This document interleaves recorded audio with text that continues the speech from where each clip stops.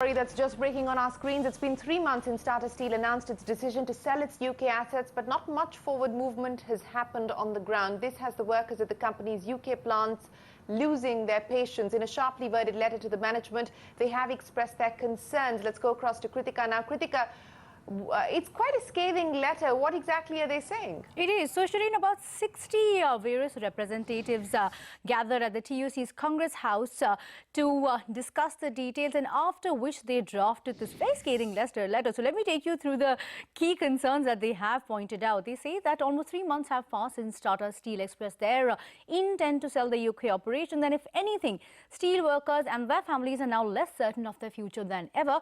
What they express concern specifically about is the confusion over if Tata Steel is selling or not. What they say is that Tata has made it clear that they don't want to keep the UK business, and the UK government stressed the need for Tata to act as a responsible seller. However, it's now unclear whether Tata's intend to sell the business at all or not.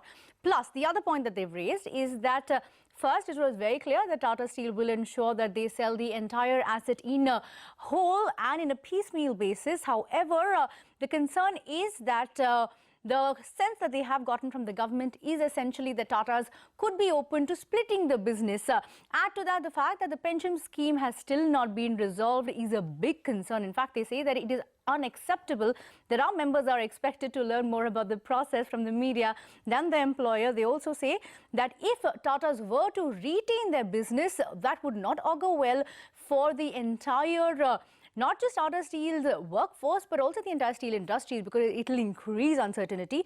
And if they end by saying that if Tata are continuing with the sales process, it is vital they provide bidders with the information and support they need to develop the best possible proposal to safeguard our industry. And that they say British steel industry is bigger than one company or government, and they will continue to fight this if the irregularities or the uncertainties continue. Shireen, we'll try to get in touch with Roy Rickes. I just spoke to him a short while ago, and he said that he will be meeting Tata Steel management soon to discuss this, but they are now beyond the point of conversation and they need some action immediately.